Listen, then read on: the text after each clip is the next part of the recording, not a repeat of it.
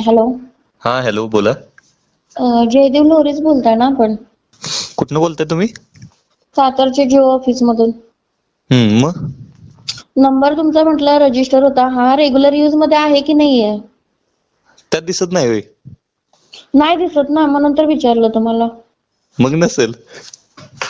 मग पुढे वापरणार तर आहे की नाही तो नंबर तुम्ही? 2 नंबर आहेत ना माझ्याकडे जिओचं.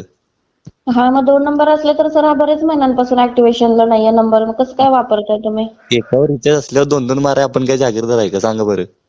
हो बरोबर आहे की. एकावरती रिचार्ज मारला तर मग एका नंबरला 4-4 महिने मारत नाही का तुम्ही? एकाच नंबरवरती कंटिन्यू रिचार्ज करता का? आपण 3 महिन्याचा सिम कार्ड वापरता ह्याचा अर्थ कुठं तर थोडंफार जागीरदार आहेतच. मग मेंटेन पण ठेवला पाहिजे ना नंबर आपला. एक ठेवलाय की मेंटेन. मग हा वापरायचा नाही पुढे की बंदच करून घ्यायचे?